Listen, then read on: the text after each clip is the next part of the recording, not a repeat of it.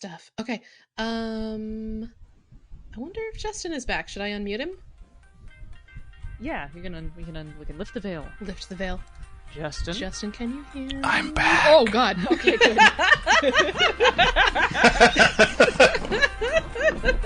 That was excellent.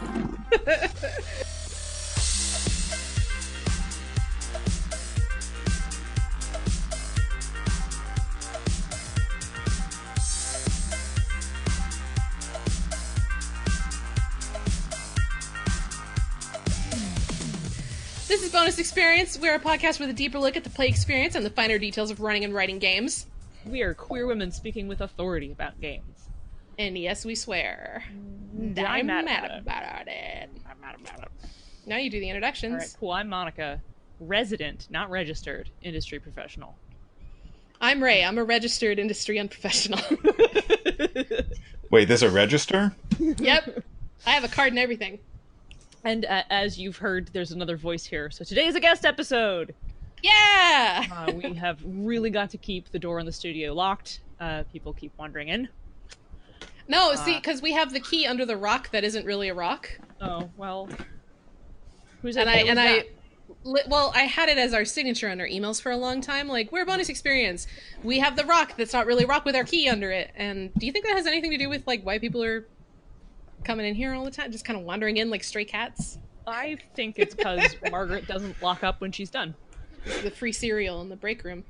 Mm-hmm. Hello, special guest for our special guest episode. Will you please tell us who you are and what you do and why you're here? And I would be honored to. Well, that one's trickier. Baby, don't hurt me. I am Justin Alexander. I've been freelancing in the industry since about 1998 for Steve Jackson Games, DreamPod 9, Fantasy Flight Games, and a bunch of others. More recently, I co-designed the Infinity role-playing game from Redifius. I'm also online as the Alexandrian, a primarily RPG blog site that was just nominated for the 2019 Emmy for Best Online Content. And Oh my god, congratulations. Thank you. Yeah, I'm really excited about it. I am also a mess of nerves and butterflies in the stomach waiting for Gen Con to arrive. But yeah, damn. yeah. Oh, Gen Con, Nerd Christmas. Yes. I recently became the RPG developer at Atlas Games, which is home of great RPGs like Feng Shui, Over the Edge, Ars Magica, and Unknown Armies. And right now we are working on a new RPG called Magical Kitties Save the Day. Oh, I was a playtester for Feng Shui 2nd Edition. Oh, awesome. That game actually got me back into the RPG. Well, not Feng Shui 2, but the first edition of Feng Shui back in '96. I had fallen out of playing role-playing games to pursue a passion for theater in high school. And one day I discovered that my subscription to Dragon magazine had stopped coming. And so I went online to figure out why and discovered that TSR had gone bankrupt. And that was why they were no longer mailing me magazines. Yeah, that explains it, yeah. But I had gone to all these websites and discovered there were these cool new games like Heavy Gear and Feng Shui that had come out. And I bicycled down to the hobby shop and picked up a copy of Heavy Gear and Feng Shui. And those two got me reinvigorated the RPG industry. So if it wasn't for Feng Shui, I would literally not be here right now. That's awesome. That is awesome. You really painted a picture, though, like biking down to the hobby shop. Back in the day, back when I was younger and biked. I think I do have a hobby shop I could bike to. Do you, Ray? There's a train shop nearby. Does that count? Yeah, I'm not really into building like terrain and stuff, so I'm not sure if that's my sort of a hobby store. You actually got pretty lucky because the store I went to, it actually was like a train hobby model shop kind of store in Mankato, Minnesota. And I just got lucky because whoever was managing like the 2 shelves of role-playing books they had there was clearly into the games because they had this incredibly deep stock of games. If I'd gone there and it had been a more typical like nothing but D&D, I might never have found Feng Shui and Heavy Gear and sort of gotten back into things. Yeah, just kind of gloss over all of the D&D covers. Yeah. Ray, who tempted you into playing an RPG for the first time? Who tempted me to playing an RPG for the first time? Yeah. Her name was Susie Weiner. I knew her in middle school. Really? Don't laugh. Yes. Okay. She's like a respected doctor now. I found her on Twitter. It was incredible. I knew her in middle school. I was in, I want to say, 7th grade, and she had a D&D group. I think at that point it was D&D 3rd edition, just straight 3rd edition.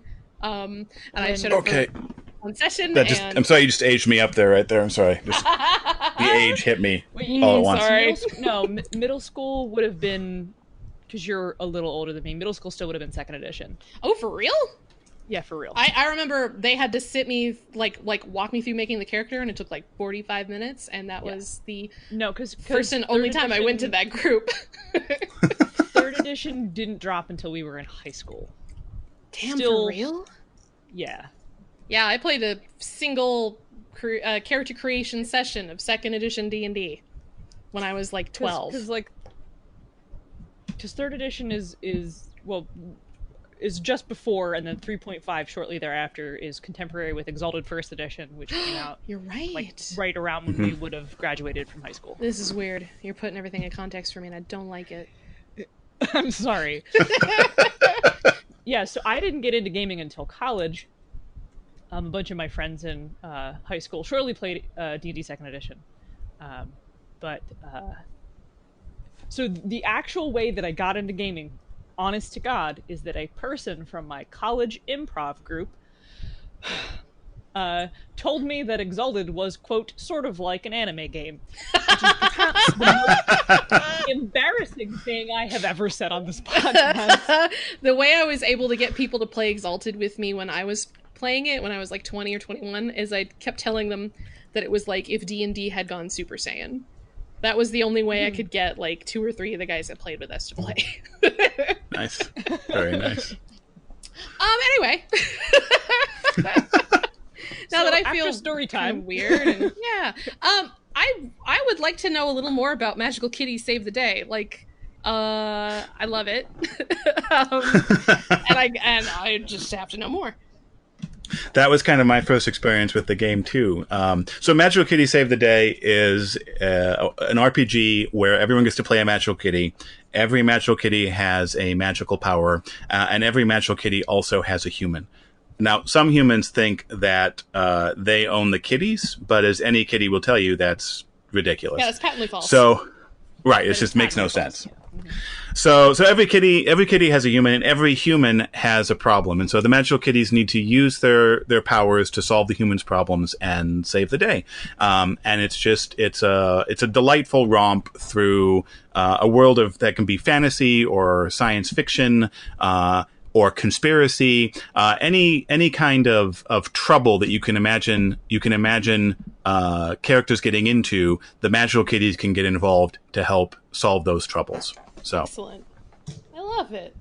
Magical kitties. Are we talking like Unikitty style, or like they're kind of like magical kitty chimeras, or into like the Magical Kitten middle grade reader series where there were like 100 of them and they're like 30 pages long, and they all every magical kitty has starts with one unique power, which is great because it's an all ages game. It's designed for kids of 6 to all ages. Anyone who loves kitties, which should be just about everybody, will find this game lovely. And so every kitty has a unique power, which is great for the younger players because they can just focus on figuring out what frost breath or teleportation or turning into a metal kitty, what that means and how they can use that. And then later on, you can add additional powers as your kitty progresses and grows in strength, or you can add new twists and powers to your existing power set. So, for example, magical kitties with force field start out with a force field. As they sort of master that, they can begin building like force bridges that other kitties can walk across and finding other cool things they can do to extend the reach and scope of their powers. Oh, cool. So is there like a rating? Does force field start at 1 and go to 5? On a scale of White Wolf, how White Wolf is. So every power has what are known as bonus abilities, and you can unlock those in a couple of ways. First, you can level up basically, and you level up by primarily by failing to do things. Every time you fail to do something in the game, it's a learning experience for you, and you gain some XP, and you can level up from that. So as you level up, you can gain these bonus abilities in your powers. The other thing you can do though is everyone has kitty treats that they have. Which are basically a meta currency that you can spend to re-roll dice or do other things. And one of the things you can do with those is to unlock a more powerful bonus ability for one of your powers. So, like if your kitty has been backed into the corner with their tail between their legs, they can spend their kitty treat and go Super Saiyan and power up their abilities to a higher than normal level and get out of the trouble they've gotten themselves into. And then later on, maybe they level up and they can do that all the time because they figured out how to do that. Well, that's pretty cool. Like a kitty avatar state. Cool. Yeah, exactly. Yeah. Perfect. Yeah, they glow and it's fantastic.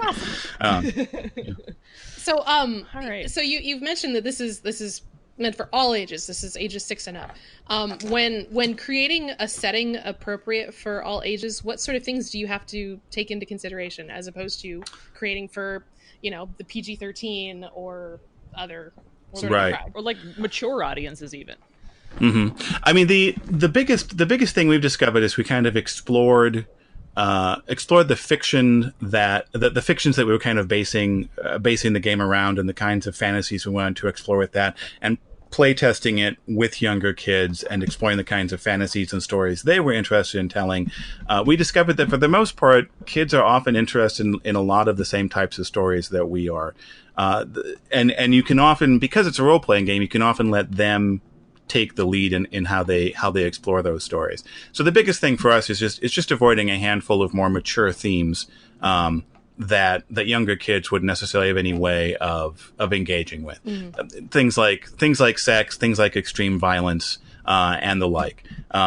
We just sidestep those and don't include them. I often was guided by Neil Gaiman said a variety of things like this over the years. So I'm going to paraphrase a little bit, but it basically says, when you're talking about children's literature or young adult literature and stories, they're the same stories you tell as adults, and the best children's stories are the ones that you can come back to even when you're older, and they offer the same rewards as they did when they were younger, because we have this impression that kids want, or that kids need simplistic stories or simplistic settings, but the truth is they just need They want rich and complex and awesome stories to explore. They actually crave and they hunger for it. And the trick is just finding the ways to, like, for example, in Magical Kitties, finding the troubles and problems that resonate with them. So, for example, when we're talking about the troubles or the problems that the humans have that they want to solve, when we're talking about the younger kids, they often gravitate towards more external problems. They gravitate towards stories about their human being bullied at school and their kitty figuring out a way to stop that bully or help with that bully in some way. Or they gravitate towards a story where a dragon is causing problems in the neighborhood and they need to go physically deal with that dragon, that external source of problems. And we found that when we started looking at some of the older kids as they got into the middle school range or the teenage range, or adults who were playing the game and enjoying the game, those people tended to gravitate towards more internal problems for their humans. Whether humans were depressed, needed to figure out how not to be depressed, or they were dealing with relationships with friends that had become problematic, or they were dealing with relationships with their parents that had become problematic. And the cool thing about the game is that as part of the character creation for your kitty, you as the player, as the person playing the kitty, get to define what the problem is that their human has. And so in that very moment, at the moment that a kid sits down to play the game, they can send a very strong signal saying, this is the type of story that I'm interested in. This is the type of story that I'm ready for. And then the cool thing about Magical Kitties is that we can take whatever that whatever that underlying story is, and we can make it awesome and mythical by adding in all these magical elements. And so one of the things we do is every human has a problem, right? But the kitties and their humans all live in a hometown, and those hometowns are stocked up with literal troubles, things like witches and hyper-intelligent raccoons and science fiction battle bots. And basically the GM takes those troubles and they aim them at a problem that the human is having. So, an example I often use is that, for example, if the kitty's human is dealing with a bully at school, and your hometown has a trouble like a hyper intelligent battle bot, for example, then you might look at that and say, okay, well, maybe the battle bot is under the control of the bully, and the bully is now using the battle bot to bully the kitty's human. Or maybe the battle bot has infiltrated the school and is controlling all the teachers, and that's impacting the kid. So there's a lot of different ways once you start sort of aiming a given trouble at a given problem that they can manifest around what the problem is that the kid is having. And what we find is that kind of takes things and elevates it to a sort of more mythic. Some kids describe it as more of a cartoon adventure feel. But you take those magical elements and you use them to highlight problems and show them up in sort of an epic way that resonates for children in the same way that fairy tales and other stories do. That's great. Cool. That was a very thorough answer. I honestly have spent a lot of time thinking about it. I've experienced the same, like as someone with, younger kids and someone who's been like writing in the young adult genre for a while, realizing that young people and kids want the same kinds of stories. You just need to change the context of basically, it has to reflect their world as opposed to the adult world. And yeah, it's great stuff. Well, and one of the reasons for that is that, like, the way kids use stories is to try and it's the way we all use stories to some extent, but we use stories to figure out how the world works. Yeah. And the only difference between kids and adults is a lot of adults think they've figured out how the world works, and kids know better. And so Magical Kitties, I guess, to some extent, like, I hadn't really thought about it in these terms, but Magical Kitties kind of gets to the heart of that, which is that that kids have problems they need to deal with, and Magical Kitties gives them the opportunity to push those problems off and explore them in a way that isn't too close and isn't too dangerous. Yeah. But lets them still try and figure out how to deal with the world around them. But also, like, kind of validates it, because you can take it beyond just like, oh, it's a bully. You can actually make it feel as big as it feels when you're young. Like, no, it's not just a bully. It's a bully with a death robot. Like, this feels huge and dangerous to me, and this is a problem I want to solve. And I like that. I like the idea of letting the young player specifically curate the setting for you. It's a great idea. Right. Are you getting yelled at by your magical kitty? I am, in fact. Apparently, there is a tantrum of nature I am uncertain about in the room next to me at the moment. Most likely, looking at the clock, I'm guessing it is most likely I don't want to go to bed. Would be my guess of what this particular tantrum is. Okay. I wasn't sure if that was cat or human, or whose cat or human that might be. All right. Well, Ray, why don't we? I have a puppy that does that now. Oh, you do. My puppy does tantrums. Your voluntary animal. We had to crate train him, so he's fine. He sleeps through the night. The crate doesn't bother him. It's the fact that he knows that it means it's bedtime. So he's and he'll, like, I'll come towards him, and normally he's a golden retriever, so he's like, I love you so much. But you get close to him when it's near bedtime, and he's like, no, I'm not tired, and he just runs. Sorry, I digress. Well, and I feel bad because she was very unhappy that Daddy had to go into the room and talk to people on the phone, as she put it. Oh no! But tell her I'm sorry. I will let her know, but I think she will probably survive this terrible trauma at 2.5. So. It feels big when you're that small. Everything feels huge. Yeah. I mean, like, it's one day is a huge portion of your life. So. Yeah. Mm-hmm. Yep. And then my two boys are 12 and 14, so they're now getting to the point where, the day doesn't feel huge anymore, but their emotions feel enormous. Their emotions are the whole world. So if they're sad or upset about one thing, that's it. Everybody has to know how I feel, and it gets intense here some days. We were going to take a break, weren't we, Monica?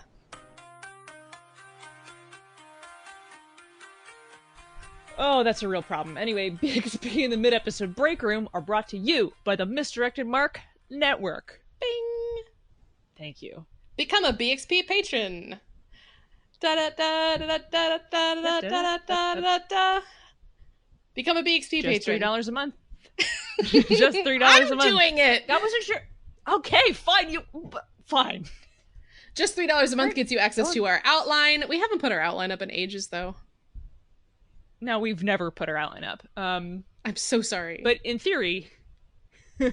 Gets you credible access to our outline, 2 mini episodes of bonus content every month, and an actual play. We've been playing Lady Blackbird, and it's going fucking great. I love this game. We also have a Discord. Come hang out with us in the Discord. Patrons get special access to a special room, and they get special colors. It's very special. Everything is special. We like talking to you. You get to talk to us directly. Yes, mostly when we're not in deadline hell. Sheesh, I've been busy. I'm busy. Misdirected Mark has a forum now, which we is have now a forum. at forums.misdirectedmark.com. I thought you were going to be like forums.net/ We have a forum. Gov. I swore it would never happen again. I'm a member of a forum. It's not mine. I'm not moderating it. It's not my problem. The sins of the past are far behind me. I'm misdirected. My forum. There's a forum. There's a forum. Go to the forum. Have a great time for it. Yep. Margaret has an account there. You can. We're not sure how that happened. We just came to the forum and Margaret was already there. I don't know how to explain that. And also she used our BXP email to do it. So. Yeah. Oh, Margaret. Go sign up. Post dumb things. We have a sub forum. There's a bonus experience sub forum. Post memes and talk to Margaret, and we'll be there too, probably, when I'm not busy with my puppy and my job. Yeah, I don't know that I'm gonna remember to check this, but it does exist. It does exist. Hey, Monica, tell them about this other thing, though. Oh, okay. Well, this is pretty exciting. Tell them about this other thing. We're still working on it. Yeah. Okay, I'm working on it. We're still working on it, but you can look forward to streaming coming from MMP sometime in the near future. We don't have a date yet, but it's coming. You can expect all kinds of new shows on the MMP channel, but most importantly, there will be a BXP stream. We are gonna AP streaming games, run by a colleague of ours and friend of the show, Danielle Lozon, who is the Vampire the Requiem line developer. Yeah, you guys had that great episode about LARPing, right? Yeah, about fixing games. We had like a 45-minute conversation about like fixing games. You talked about LARPs, fixing games. LARPs. It was funny because you were like the LARP one. I was like, I think we talked about LARP for like 10 minutes at the end. But yes, we did talk about LARP. It was really interesting. I don't LARP very much. I don't LARP very much either. Anyway, what's the name of the show that you guys are creating? What's the name? What's the great name of the show? BXP's Bicons. It's so good. It's so Obviously, good. We are intending to have other industry folks and friends on, and ideally all of us will be bi, but not required. Yeah, you could be an honorary bi. It's okay. Hey, if you like BXP, you'll love this Misdirected Mark show. The Cypher Speak podcast is an engaging discussion that covers the evocative and inclusive settings of the Cypher system. Darcy and Troy are entertaining co-hosts who offer GM advice and ideas to use in your games. Excellent, excellent. Da-da-da-da-da-da.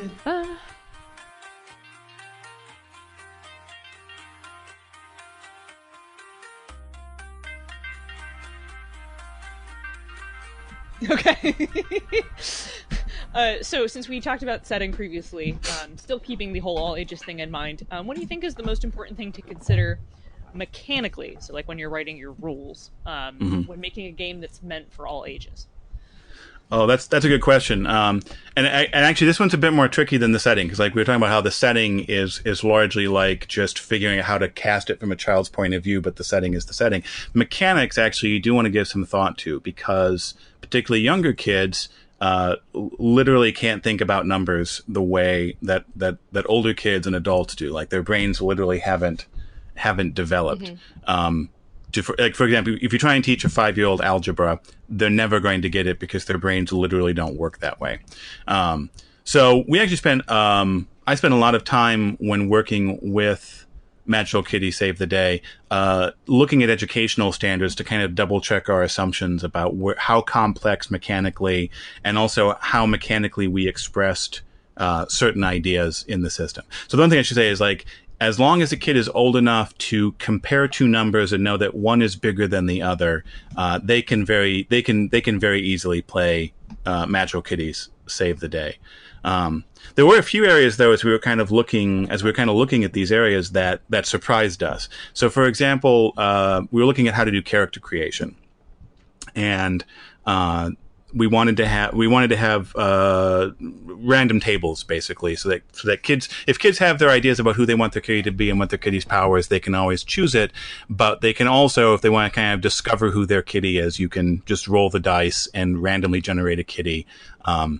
And that's fantastic, particularly for young kids, because you can just see their eyes light up as they begin to discover who this kitty is that they are. It's like opening a present on Christmas and having a kitty. And as an adult, you're like, what madman gave our child a kitty? But the child is like, this is amazing. There is a cat I have never seen before. And so that creation process is the same thing for them. But we wanted to have these tables, but we also wanted to have, because the game uses D6s, we also wanted to have more than 6 options for things. And so one of the things we looked at was reading a pair of D6s like percentile dice, where one would be the tens column and one would be the digits column, and that would give us 36 different combinations of dice and a lot more options. But we were like, well, will that work? Is that something that kids can actually, do they understand that concept of a tens place and a digits place? And so I did some research and discovered that, in fact, that in the newest educational standards, that digits placement is actually something that second graders begin learning, which is basically right at the age, more or less, where we're looking at. And so that was really surprising to me, actually. It was something I thought we would actually want to take a look at changing in the second edition. But it turns out, no, that's right where those kids are at, and it actually will probably be a great way for them to reinforce it. To reinforce it and learn it and have a way of actually interacting with it in a meaningful way. Awesome. So we just kept it, yeah. Cool.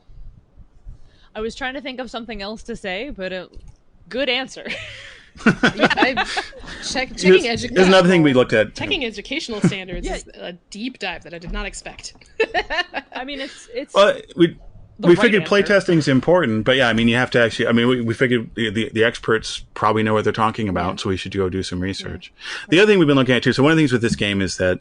So we imagine the game being a number of things and appealing to a number of different people for different reasons. And obviously, it's just a fun role-playing game for starters. Anyone who likes role-playing games and likes kitties, like I say, will Magical Kitties Save the Day. The title says it all, right? But we're also looking at people who have played role-playing adjacent board games, like games like Mice and Mystics, or even more complicated games like, say, Imperial Assault or Gloomhaven.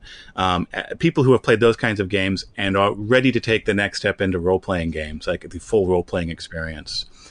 This is a great game to do that with. It's going to be jam-packed with a lot of tools to do that. And then the third audience we're looking at is we feel like there's a lot of parents who play role-playing games who want to share their passion for this ridiculously awesome hobby that we have with their young kids, and it can be a bit of a struggle to find a good game to do that with, particularly in this like 6, 7, 8 range, where the kids are already engaged with imaginative and improvisational fantasy world kinds of play, but maybe aren't quite ready yet for GURPS, for example. Yeah, I'm not ready for GURPS. I mean, and so something we've been looking at with the game in particular is, okay, well, how can we provide a game experience that's satisfying for both the young kids and their parents, and also how can we, if the game is a game that we begin playing with the kid when they're 6, how can we have that kid transition from playing a kitty to being a game master? And so, for example, the way the game actually came to Atlas was that the game's creator, Matthew J. Hansen, had originally designed the game and published it as a PDF-only title on DriveThruRPG. And it kind of sat there, and like a few people found it was great. But Michelle Nephew, who is the co-owner of Atlas Games, 3 years ago went to a local convention, Con of the North, and happened to sign her kids up for for a game of Magical Kitties, and they played it and they loved it. And so she tracked down a copy of the rule book, and they wanted to have her run a game for them at home. And so she did. And she thought that would be it. That like the kids often like do a thing and then they move on to the next thing, but their kids are like, we want to do it again. And so for the last 3 years, she's been running a Magical Kitties campaign for them. Awesome. And over that time, yeah, it's amazing. It's fantastic. She's got this huge file folder full of their old character sheets with sketches of the kitties and drawings they've made of stuff from the events. You can actually go atlas-games.com. There was a recent blog post she made on there describing that and showing photos from that campaign. It's just, it breaks your heart because it's so adorable, and wonderful and amazing. And so a couple years into that, the kids wanted to start doing what mommy was doing. They wanted to start GMing the game. And so they've been GMing the game for each other as well now. The only piece of advice that Michelle gives is you don't let a 6-year-old GM. They have to be a couple years older than that. Otherwise things go terribly, terribly awry, no, apparently. That's interesting. I don't think we have this on the outline either, but for Magical Kitties, and I guess for any other sort of all ages game, do you write the supplements as like adult GM facing, or do you try to incorporate the idea that maybe older kids might GM as well? Oh, that's a good question. We absolutely want to aim we aim the core of the rule book to the hope that first and second graders could read the rules and kind of understand them and know how to play. We are aiming the GM sections at a slightly older age, but we want anyone to be, about beginning of middle school, 5th, 6th grade, that time frame. Maybe even a little younger, to be able to engage the game as a game master. And that would include in that case the ability to have someone give the game to them as a gift, have them open the box and begin exploring the game even without adult supervision or adult participation. So, for example, when you open the lid of Magical Kitties Save the Day, the thing that's going to be sitting right on top is a book called Magical Kitties and the Big Adventure. And that's going to be a solo play graphic novel adventure. We have an artist named Garth Graham, who is illustrating a graphic novel that plays like a choose your own adventure game that will let you take on the role of a kitty through solo play, create that kitty, and also have an adventure with that kitty and learn the rules along the way. So from the moment you open the box, no matter what age you are, you can be playing the game and getting an experience of role playing a Magical Kitty like within moments of opening the box. So that's our first step. Is we want to have that experience of opening the box, immediately engage that young kid. Then the other thing that's going to be in the game is a section called the GM's First Adventure, and this is going to be kind of a step-by-step hold your hand experience, kind of walking a GM through the steps, a first time GM through the steps of what's involved in running a game and what makes that unique and different from playing a kitty. And so there'll be things in there talking about, well, how do you decide how difficult something is? And to some extent, the rules of the game themselves, Matthew did a great job of designing the game this way, that the rules themselves prompt player and game master alike to make interesting rulings about things. So when you, in Magical Kitties Save the Day, when you're trying something difficult or the outcome is in doubt, of course, you make your check. And that check is against one of the attributes of the kitty. It's going to either be using their cute stat, their cunning stat, or their fear stat.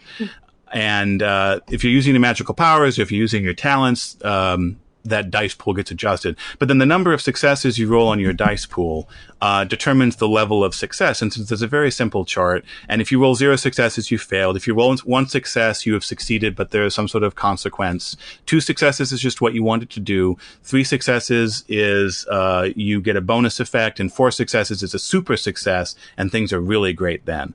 And each of those levels kind of has suggestions about what those consequences or what those bonus effects or what those super effects might be. And what we found is that this structure immediately helps even the youngest kids sort of grok the system, grok what's going on in terms of it's not just the outcome of a role-playing game is not just this binary success or failure, but it's about looking at the consequences of your actions and creating and improvising cool consequences and outcomes from your actions. So so all of that kind of like lays the groundwork for stepping into the GM's role, which is making sure that the system, as simple and streamlined as it is, still provides really sort of a concrete structure that helps the GM make their rulings. Because I think this is something that experienced role players often make a mistake with, is that they think, well, what new players need is a really simple system. And there is some truth to that. But what beginning game masters in particular really need is a good structure for them to really to help them make the rulings and decisions they need to make, because they don't have any experience with that. And figuring out how to make rulings is actually the weirdest and most nebulous and most, in some ways, difficult to understand, although easiest to actually do in practice, skills that role-playing games call for.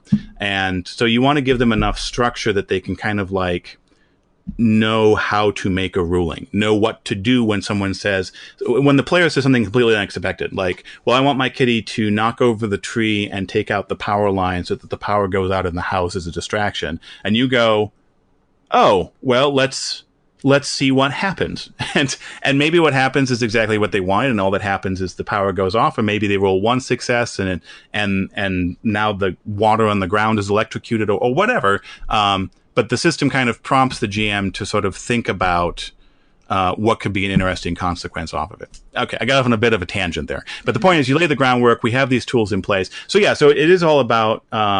so the GM siding stuff, to go all the way back to the original question, the GM siding stuff is aimed to be read by late elementary and early middle school kids, is basically the target reading age there, and to provide a structure for them, both in terms of the individual rulings, and then also this concept of taking troubles from the hometowns and aiming them at problems to help them create adventures and run adventures in a structured way that will help them sort of figure out how everything works so that they can take flight and take it into places and into directions that we never anticipated.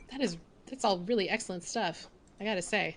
I love the idea of just giving them the tools and I guess the authority to make those rulings. Because I know especially with my 12-year-old and not so much my 14-year-old anymore, he was really about like he wants to play Dungeons and Dragons like what his dad was playing, but I was having a really hard time getting the crunchiest bits of the rules across to him without making him feel like, well, you're just not old enough for this yet.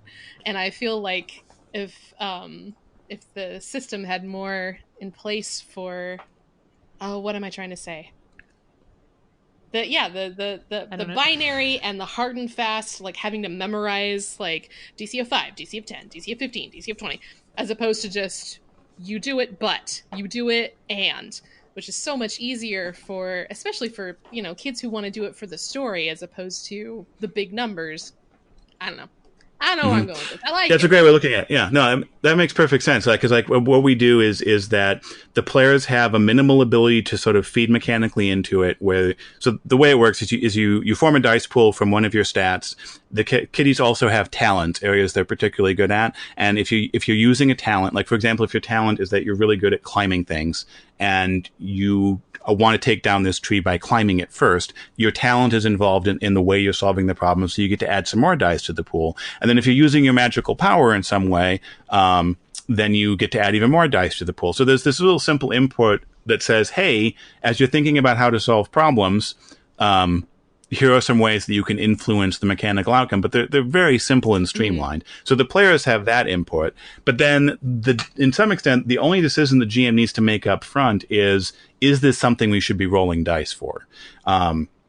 Which simplifies that process, because in a lot of systems, you have to not only think that, but you have to think, well, geez, so we're going to roll the dice, but what are the range of possible outcomes? And you just, in a lot of systems, you're just on the hook as the GM to kind of come up with that out of whole cloth. Which is great if you've got the skills doing that. But then, so the Magical Kitties does this great thing where it kind of just gives you a little bit of a structure, a little bit of an improvisation prompt on the back end that lets you as the GM kind of just take that and move forward with it. I think that's a great way of thinking about it is where those mechanical inputs and mechanical outputs are and how they support creative storytelling instead of getting in the way of it or making a big ask of the GM or the players and saying you need to master all these things before you can play. Yes, you said that's how I was feeling, and you said it much better than I did. Thank you.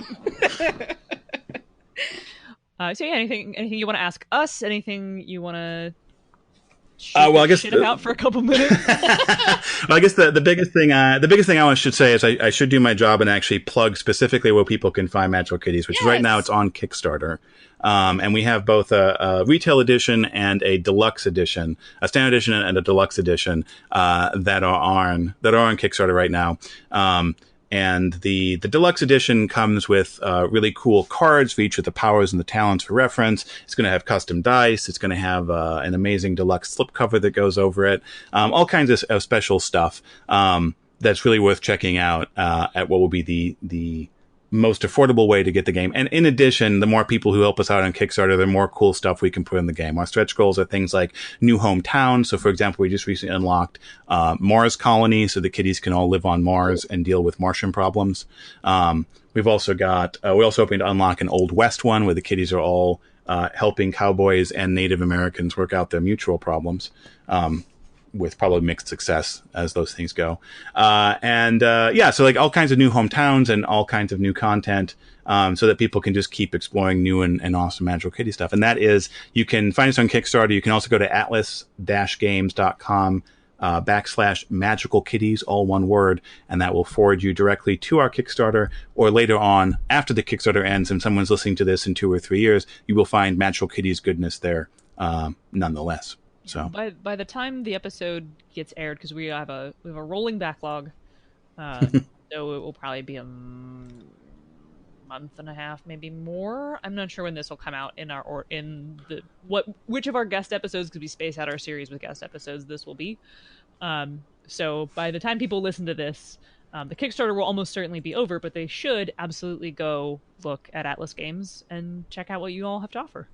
Yes, we'll probably still have pre-order options up and available then as well. So people should definitely check it out. Yeah, and like I say, anytime in the future, we're in this for the long haul with Magical Kitties. We think I'm anticipating I'll be playing Magical Kitties with my kid for the next decade at least. So I'm excited about it. So we have that going on. Of course, we have all of other role-playing games going on as well. But I'm all about Magical Kitties right now. And thank you so much for coming to talk to us about not only Magical Kitties specifically, but about your wealth of experience and knowledge designing for younger audiences. I think if it left to my own devices, I would have just been like, I don't know, make something that sounds cool and then make kids play it and see what happens. But you're like deep diving into educational standards. You've got this on lockdown. No, thank you. And it was a delight talking to you guys. This was a lot of fun. Thank you. I'm glad. I'm glad you had a good time. It felt a little by the seat of our pants there a couple of times. We play a little fast and loose with our guests. That's what makes it fun, right? Yeah.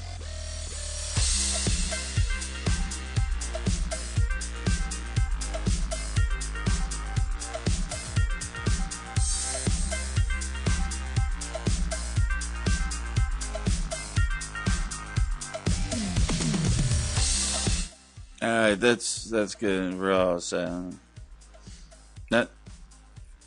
Oh, yeah, I can do that.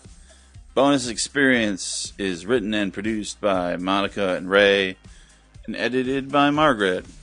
Margaret? Yeah, that's me.